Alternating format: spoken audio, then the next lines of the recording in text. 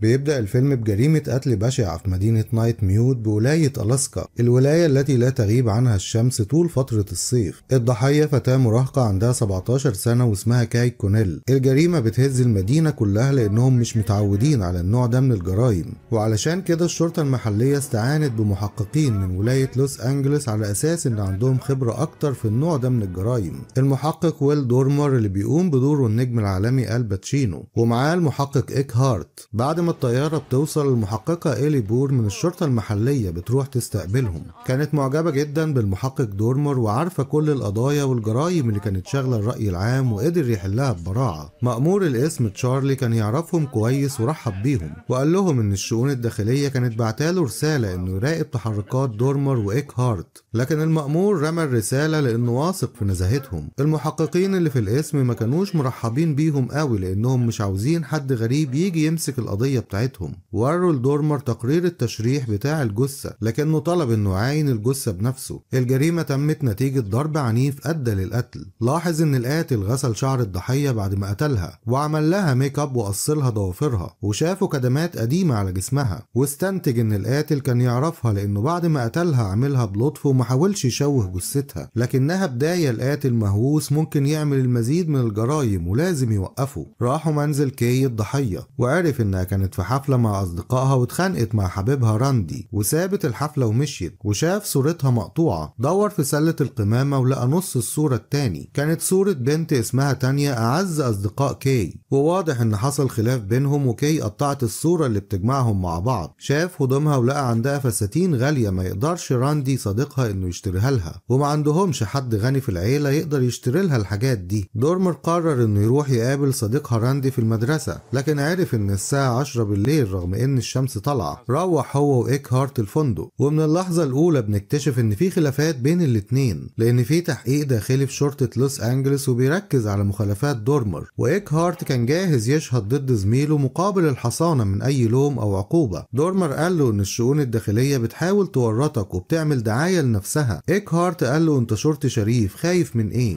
دورمر قال له لأن دول تعبين وأكيد هيستخدموا أي حاجة ضدي، وفكروا بواحدة من الجرايم اللي كانوا ماسكينها وبيحققوا فيها مع بعض، لكن إيك هارت كان مصر على موقفه. تاني يوم إيلي كانت مستنياهم علشان توديهم المدرسة. كان واضح إنه أخد موقف من زميله إيك هارت اللي قرر يشهد ضده. لما وصلوا شافوا راندي قاعد مع تانيا صديقة كاي. سألوا عن خناقته هو وكاي في الحفلة، وهل فعلا كاي كانت بتحبه ولا كانت بتواعد شخص تاني، وعن الكدمات اللي لقوها في جسمها. راندي اتعصب ورد عليه بأسلوب مستفز. دورمر قربوا منه ورمى السيجارة من ايده وكلمه بهدوء، قال له الأسلوب ده تعمله مع الست الوالدة أو أي حد يعرفك، ما تبقاش غبي وقول لنا مين الشخص اللي كاي كانت تعرفه، وإلا هتكون انت المتورط في قتلها، خصوصا ان محدش يعرف انت كنت فين لحظة وقوع الجريمة. راندي قال له حاولت أعرف منها بكل الطرق ما أمكنش، لدرجة ان كنت بضربها. طلب من إيلي انها تعرف مين اللي جاب السلسلة لكاي، وقال لها تسأل في محلات المجوهرات والهدايا. الشرطة لقت شنطة كاي موجودة في كابينة على الشط.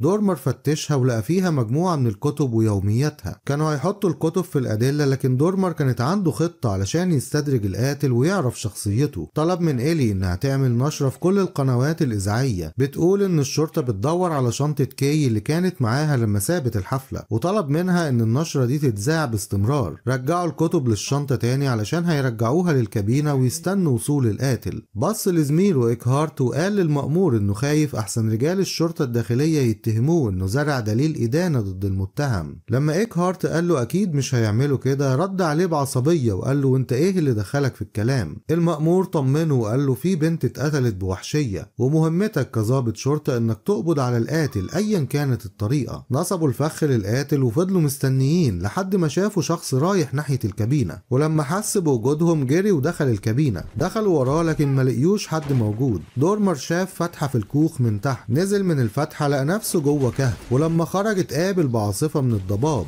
وما كانش شايف حاجة تقريبا. شاف حد جاي عليهم وضرب عليهم نار. زميله الشرطي فاريل اتصاب في رجله ووقع على الأرض. دورمر طارد القاتل فوق الصخور، وفجأة شاف واحد معاه مسدس، ضرب عليه نار لكن خزنة مسدسه كانت فاضية. طلع المسدس الاحتياطي بتاعه وضربه بالنار، ولقى مسدس القاتل على الأرض. لما قرب من الشخص اللي ضربه بالنار اتصدم لما لقاه زميله إيكهارت. حاول يسعفه بكل الطرق وهو بيعتذر له لأنه ما كانش شايف من الضباب. إيكهارت قال له انت حاولت تقتلني، وكان رافض يسمع منه أي كلمة ومات. دورمر ما كانش عارف يعمل ايه، محدش هيصدقه انه ما قصدش يقتل زميله إيكهارت، والكل هيتهمه انه قتله لانه كان ناوي يشهد ضده. قال للمأمور ان القاتل هو اللي ضرب إيكهارت بالنار، واتعصب لان القاتل هرب منه في الانفاق بعد ما كان قريب منه. المأمور كلف إلي بومر بالتحقيق في قتل إيكهارت. اتصل بزوجة إيكهارت وبلغها ان جوزها مات وهم بيطاردوا قاتل. كانت لحظات صعبة عليه جدا. الست انهارت وطلبت منه انه يقبض على القاتل بأي طريقة. وهو مروح الفندق ركن العربية ونزل. كان تعبان جدا ومش مصدق اللي حصل، وشاف جثة حيوان ميت على الأرض. موظفة الفندق سمعت الأخبار في الراديو وحاولت تواسيه لأنهم مش متعودين على النوع ده من الحوادث. دخل أوضته وطلع مسدس القاتل من جيبه، ولاحظ إن خشب الأرضية مش متثبت كويس. خلعه وخبى المسدس تحته. ما كانش عارف ينام من الشمس ومن تأنيب الضمير وذكرياته مع إيكهارت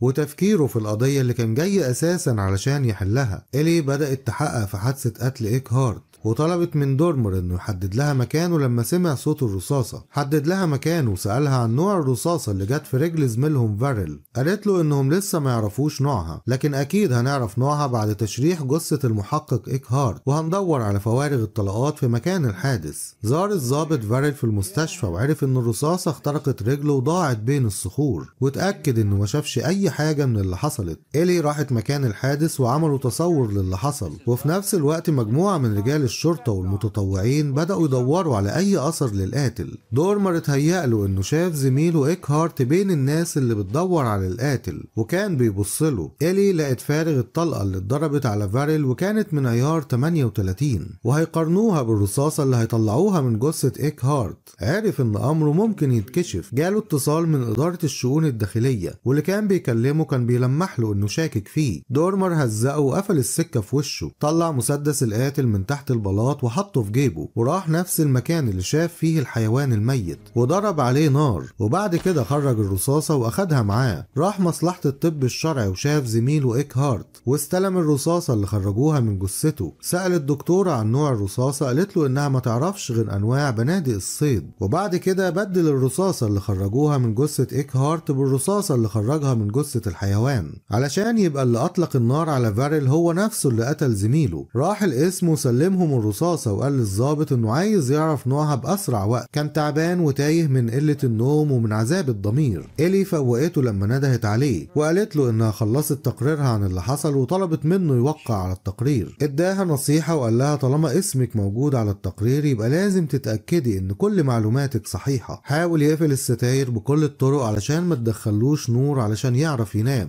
لكن كان في ذكرى قديمة دايما بتطارده طول الوقت، ودلوقتي بقت كمان ذكرى اللي حصل لزميله. إلي رجعت التقرير والصور اللي أخدتها وعرفت إن القاتل مستحيل يكون جه من المكان اللي دورمر قال عليه. كان لسه هينام لكن جرس التليفون رن، ولما رد كان القاتل هو اللي بيكلمه. قال له إنه شاف كل حاجة حصلت وعارف إنك قتلت زميلك. كان واضح إنه ذكي وفاهم لأنه كلمه على فوارغ الطلقات. دورمر طلب منه يتقابلوا علشان يتكلموا. القاتل قال له انه مش هيجيب سيرة لحد باللي شافه لانهم دلوقتي بقوا شركاء. حط الشارة بتاعته جنب صورة كاي وراح يحضر الجنازة بتاعتها. إلي قابلته وقالت له ان الرصاصة مستحيل تكون جت من المكان اللي قلت عليه. ما كانش مركز معاها وسابها وراح لراندي وعرض على تانية انه يوصلها بعربيته. سألها عن كاي، قالت له انها مش عاوزة تفتكر اللي حصل لان كاي كانت اعز واحدة عندها. حاول يفوقها علشان تعرف انه ظابط وبيحقق معاها، واخدها على مكب النفايات، المكان اللي لقوا فيه جثة كاي. قال لها تقدري تقولي لي ليه كاي قطعت الصورة اللي جمعتكم مع بعض؟ لانها اكتشفت انك على علاقة بحبيبها راندي وده كان سبب غيابه وقت الحادثة. قالت له ان كاي عمرها ما حبت راندي. قال لها جميل، مين بقى الشخص التاني اللي كان بيشتري لها هدايا وفساتين غالية؟ ما كانتش تعرف اسمه الحقيقي، لكن قالت له ان كاي كانت مسمياه برودي. طلع مذكرات كاي والكتب بتاعتها. بعد كده القاتل اتصل بيه وقال له انه عارف كل اللي بيحصل معاه، وهو بيكلمه شاف اسم برودي على واحد من كتب كاي وعرف اسمه الحقيقي والتر فينش. قلب الكتاب وعرف معلومات عن المؤلف وعرف اسم البلدة اللي ساكن فيها. دورمر طلب منه انهم يتقابلوا لكن فينش قفل السكة. اخد معاه سلاح القاتل وراح البلدة وعرف العنوان من دفتر التليفونات.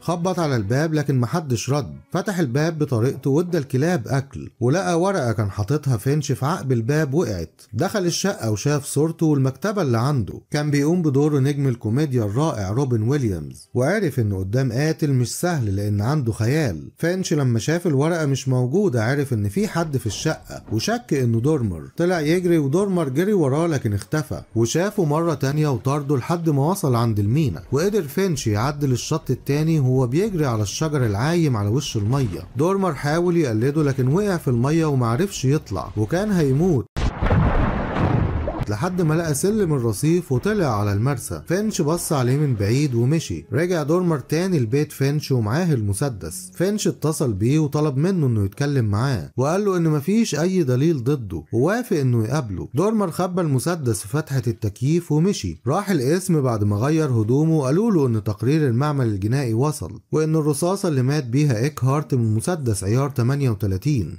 إلي كانت محققة موهوبة ولاحظت ان كل الكتب اللي عند كاي من تأليف شخص واحد وهو كاتب محلي من بلدة جنبهم وان كاي معاها منه نسخة بتوقيعه. وقالت لدورمر انهم ممكن يستجوبوه. راح المعدية علشان يقابل فينش. قال له انه قتلها غصب عنه وما كانش يقصد وبدأ يضغط نفسيا على دورمر ويفكره انه قتل إيكهارت واكيد الشؤون الداخلية مش هتقتنع ان الموضوع كان حادث غير مقصود وطلب منه انه يبعد عنه الشبهات في مقابل سكوته. حاول يخليه يورط راندي في القضية لكن دورمر قال له سيب الامور تمشي طبيعي. لما نزل من المعدية كان مسجل لدورمر كل الكلام اللي دار بينهم كورقة ضمان. إلي شافت الجورنان اللي كان مع إيكهارت واقع ورا المكتب وشافت فيه اخبار ان الشؤون الداخلية هتحقق مع دورمر في بعض التجاوزات اللي عملها في احد القضايا. فينش اتصل بيه وهو في الفندق وحكى له ازاي الجريمة تمت. كاي كانت غضبانة من راندي لانه كان على علاقة بصديقتها تانية. اتصلت بفينش وقابلته في الكابينة ولما حاول يواسيها ويحضنها ضحكت عليه لانها عمرها ما حبته هو وكانت بتحب راندي. حس بالاهانة وضربها لحد ما ماتت. إلي كانت مستنياه قدام الفندق لانهم طلبوا فينش للتحقيق ولما حكله على اللي قريته في الجورنان لكن دورمر ما كانش فاهم حاجة. كانت بتقدره جدا وبتعتبره مثلها الاعلى وما كانتش قادرة تواجهه بشكوكها. وهم بيحققوا معاه فينش قال لهم ان كاي كانت معجبة بكتاباته وكان دايما بيشجعها على الكتابة وان علاقتهم اتطورت لصداقة بريئة وكانت دايما بتشتكيله من صديقها راندي لانه بيضربها لدرجة انه مرة هددها بمسدس قديم كان مخبيه في فتحة التكييف. اول ما عرفوا ان راندي عنده مسدس طلبوا اذن بالتفتيش ودورمر عرف ان فينش لقى المسدس واكيد حطه في بيت راندي. استجوب فينش بكل قسوة علشان يعرف ليه كان بيجيب لها هدايا ومجوهرات وقال له اكيد انت كنت عاوز تعمل علاقة معاها. ولما رفضت ضربتها واتعصب عليه. حاولوا يهدوه وخرج بره القسم. راح بيت راندي علشان ياخد المسدس لانه مش عاوز واحد بريء يدخل السجن او يتعدم ظلم. فتش في فتحة التكييف زي ما قال فينش لكن ملقاش حاجة. الضابط جالهم اذن بالتفتيش وراحوا منزل راندي.